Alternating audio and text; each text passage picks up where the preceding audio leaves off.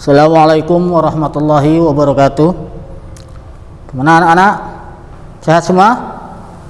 Alhamdulillah ya.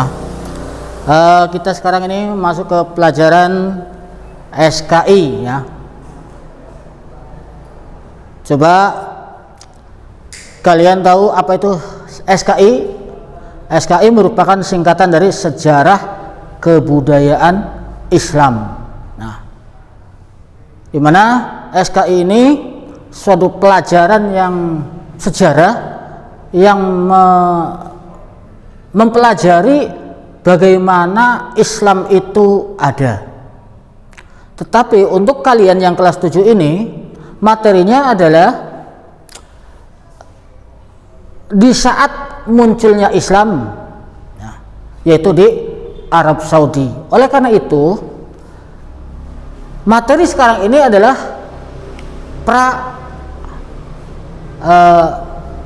Islam, kondisi masyarakat di Arab Saudi, khususnya di Mekah ya.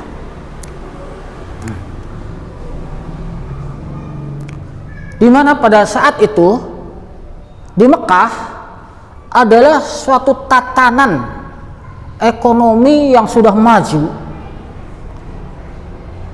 kondisi masyarakat yang sudah maju, tetapi ketika Rasulullah diputrakan atau dilahirkan, kita dikenal dengan istilah jahiliyah.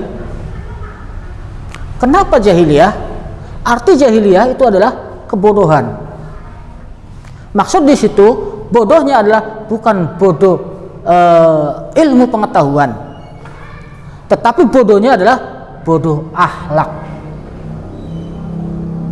Sebab di Mekah ekonomi sudah sangat maju, di mana di situ ada bangunan yang jadi sentra di seluruh dunia, di seluruh sekitar kawasan Arab, di mana orang kalau mau berkunjung ke Ka'bah itu harus membayar upeti.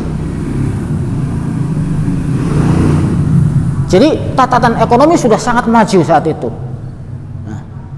Tentunya di situ sudah ada pasar, ada pasar.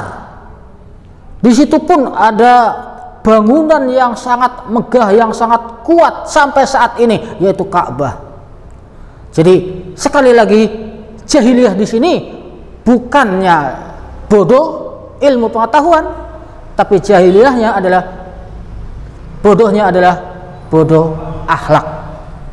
Oleh karena itu Rasulullah Shallallahu Alaihi Wasallam dilahirkan, diputrakan atau dilahirkan itu untuk merubah jahiliyah akhlak, tatanan-tatanan yang bodoh akhlak ini dirubah oleh Rasulullah, oleh Islam. Kemudian berikutnya, pada masa Rasulullah sebelum diputrakan, dilahirkan, kondisi agama atau kepercayaan di Mekah itu sudah ada. Apa diantaranya? Di situ sudah ada Nasrani, sudah ada Yahudi, sudah ada Sabai, sudah ada Majusi. Jadi agama sudah ada, namun tatanan pelaksanaan keagamaannya itu sangat minim. Dan di situ bahkan Yahudi ini mendapat tekanan yang sangat keras dari bangsa Romawi, sehingga Yahudi terus membanjiri daerah Mekah.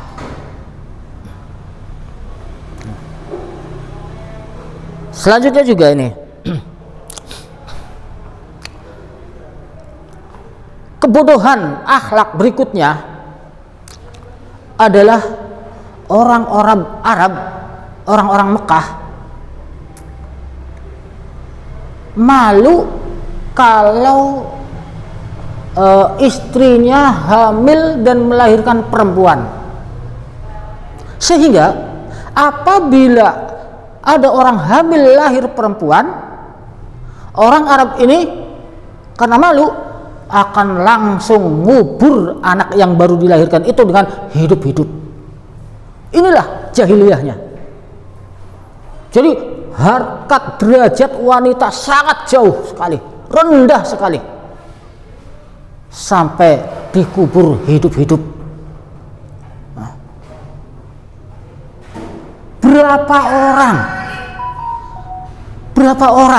berapa jabang bayi perempuan yang meninggal saat itu dikubur hidup-hidup?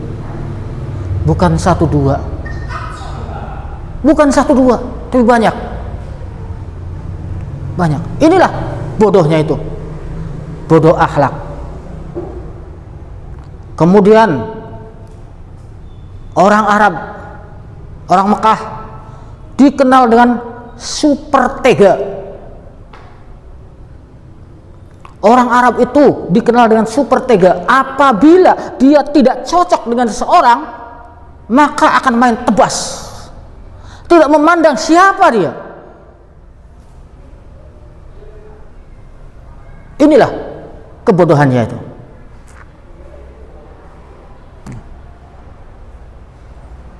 Orang kalau menghalangi jalannya dan disuruh minggir, tidak minggir, langsung pedang yang dicorok, tebas. Inilah kebodohan yang terjadi di Arab, di Mekah. Jahiliyahnya tuh bukan jahiliyah ilmu pengetahuan, tapi jahiliyahnya akhlak. Nah, kemudian Rasulullah diputrakan, dilahirkan. Nah, itu semua akan merubah tatanan seperti itu. Satu lagi kebodohan yang ada di Arab adalah jenjang sosial antara orang kaya dengan orang miskin. Maka di situ ada istilah amat atau budak. Jadi jauh sekali antara tuan majikan dengan amat atau pembantu. Nah, ini semua akan dirubah semua dengan adanya Islam. Tentunya orang-orang Arab yang merasa dirinya terhormat akan merasa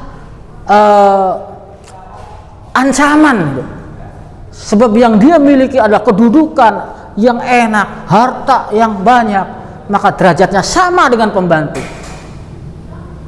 Oleh karena itu, ketika Rasulullah diputrakan, banyak sekali penentang Arab, banyak sekali tantangannya.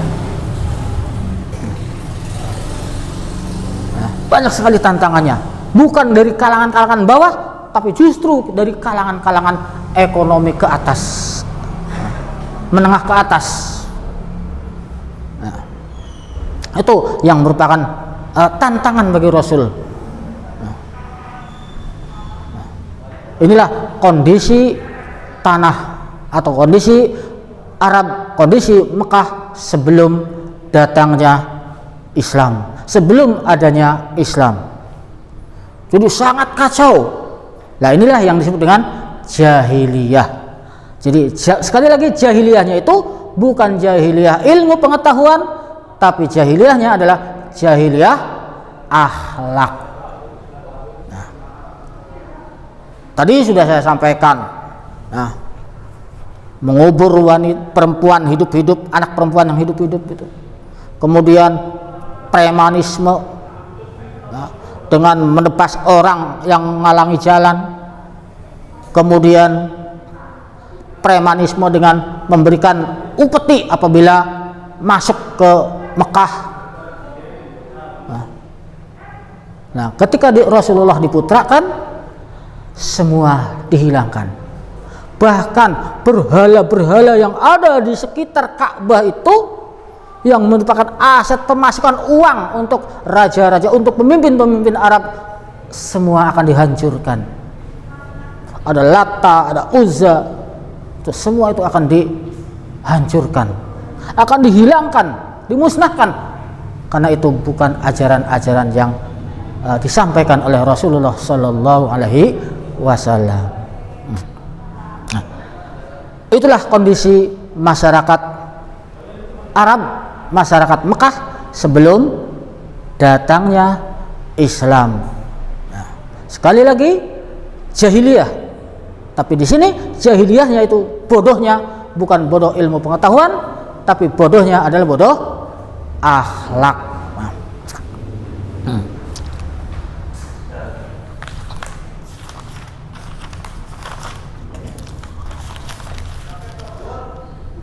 Ada kisah yang sangat menarik ketika orang merendahkan derajat perempuan, di mana saat itu ada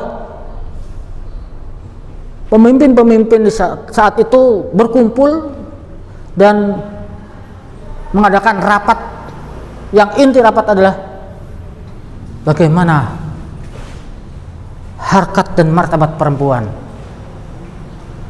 Di saat itu perempuan disamakan dengan derajat serendah-rendahnya. Mungkin kalian pernah mendengar bahwa sebutan perempuan itu disebut juga dengan kaum Hawa. Kaum Hawa. Hawa itu adalah angin. Sedangkan angin yang keluar dari belakang kalian namanya kentut. Sehingga perempuan disamakan dengan kentut. Itulah harkat derajat perempuan, sangat rendah sekali, jauh. Kalau kita bandingkan dengan kedatangan Rasulullah, harkat perempuan, harkat martabat perempuan naik. Bahkan Rasulullah menyampaikan ketika ditanya, siapa orang yang paling dihormati? Ibumu, ibumu, ibumu, bapakmu. Ibu disebutnya sampai 3 kali. Ibu disebutnya 3 kali. Kenapa? Karena derajat perempuan dinaikkan sampai 3 kali lipat. Bahkan bapakmu itu disebutnya 1 kali. Inilah harkat perempuan. Derajat perempuan dinaikkan oleh Rasulullah Sallallahu Alaihi Wasallam. Yang dulu menyamakan bahwa perempuan itu sama dengan kentut, tetapi ketika Rasulullah datang, ketika Rasulullah ada, ketika Islam ada, harkat perempuan, derajat perempuan naik. Nah, selanjutnya juga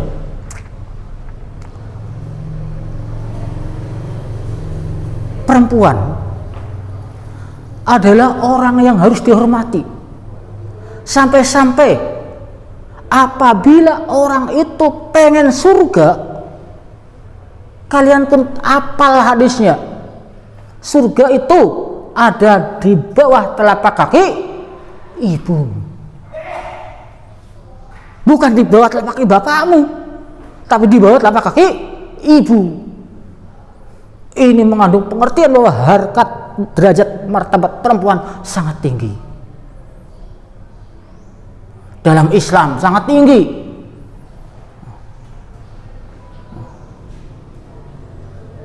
Bukannya di bawah telapak kaki, kemudian kakinya ibunya diangkat, kemudian lihat ke atas, jangan. Ini adalah suatu pelajaran yang sangat baik bagi kita untuk menghormati seorang ibu, menghormati seorang perempuan. Inilah ajaran Islam.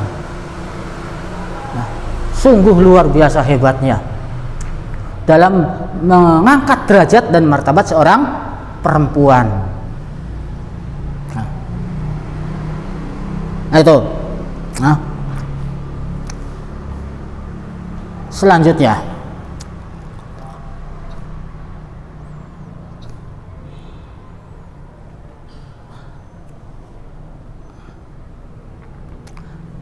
perempuan, tadi sudah disampaikan bahwa perempuan adalah banyak yang dibunuh. Lalu bagaimana orang-orang Arab untuk mengambil perempuan untuk dinikahi, untuk dijadikan istri? Tentu mereka ngambilnya dari luar negeri atau dari negara-negara lain di sekitarnya, karena kondisi di Arab itu perempuan derajatnya turun. Kenapa? Karena dianggapnya yang namanya perempuan itu tidak bisa berperang. Yang dibanggakan orang Arab itu bisa perang, sedangkan perempuan bisa apa? Perang pun nggak bisa. Sehingga banyak sekali orang Arab yang ketika hamil lahir perempuan malu karena tidak bisa berperang, sehingga dikubur hidup-hidup.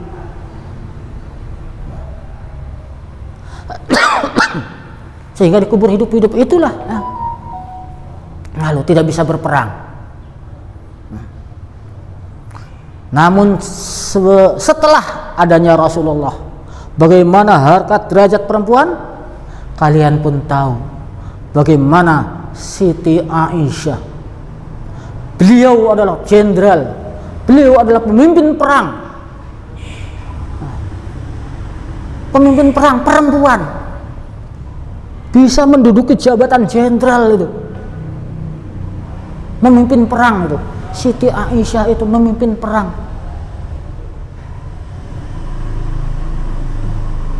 Di saat sebelum datangnya Islam nggak ada perempuan tuh, nggak ada yang jadi pemimpin perang. Tetapi di saat Rasulullah diputrakan, setelah Islam datang, maka harkat dan martabat derajat perempuan sangat tinggi sekali, bahkan sampai perempuan bisa jadi pemimpin perang atau jenderal. Yaitu contohnya siapa? Siti Aisyah. Selanjutnya, banyak sekali perempuan yang berhasil dalam berbagai bidang di saat itu. Dengan adanya Islam, banyak sekali perempuan-perempuan yang hebat. Banyak. Inilah ya. Jadi kita itu bisa mempelajari dari sejarah Islam bahwa bagaimana perempuan dulu sebelum Islam datang dan bagaimana perempuan setelah Islam datang. Mungkin itu saja yang perlu saya sampaikan ya. Jadi kondisi masyarakat Arab sebelum Islam datang itu sangat jauh sekali, sampai dikatakan masa jahiliyah atau masa kebodohan. Tapi sekali lagi, bodohnya itu bukan bodoh ilmu pengetahuan, tapi bodohnya karena akhlak ya. Baik, itu saja yang perlu saya sampaikan. Assalamualaikum warahmatullahi wabarakatuh.